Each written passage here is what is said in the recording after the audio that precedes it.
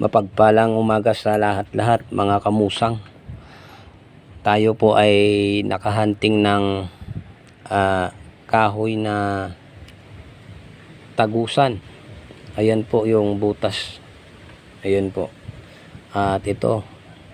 At saka dito. Ayan po. Itong kahoy na tagusan mga kamusang, ito po yung gawa ng kalikasan na binutas talaga, no? Hindi po ito binutas ng bubuyog. Ewan ko lang kung anong nagbutas nito, baging ba or langgam or ano man ang hayop na bumutas dito. Ito yung parte niya mga kamusang. Nilagyan ko lang ng dahon ng niyog. Ayan po. Punin natin. Ayan. Pinutol-putol ko. Ayan po.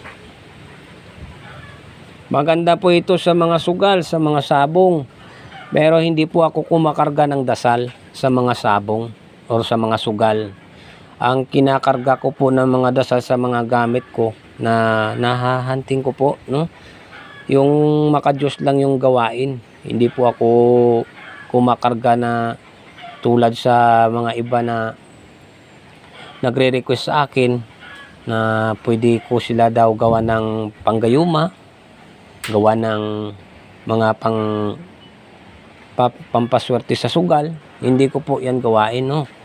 Marami talaga na nagre-request sa akin na yan yung mga gamit na ikakargahan natin ng mga ganyan na mga gawain, pero hindi ko po gawain yan. Pasensya na mga bro. Alam nyo ba yung kakayahan po ito ng mga kamusang ng tagusan na kahoy? Maganda po itong gamitin sa naghahanap ng trabaho, sa mga kumukuha ng board examination,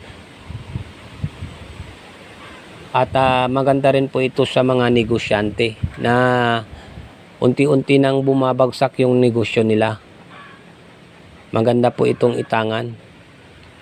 Marami na rin sa atin nagpapatunay na subok na itong mga gamit na ito at natulungan rin po ng mga gamit natin katulad sa mga negosyante na unti-unting nakabangon po, no? Ito yung mga tested na ng karamihan sa kumuha sa akin, no? Ayun.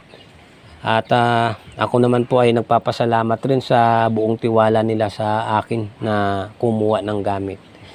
Sa mga ano natin dyan, sa mga supporters natin dyan, no, shout out na lang sa inyo mga bro, mga sis.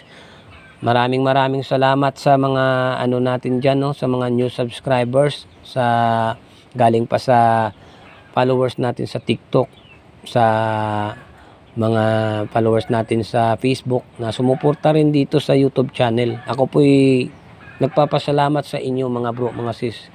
At nagpapasalamat rin po ako sa mga solid natin na supporters natin. Mula noon hanggang ngayon ay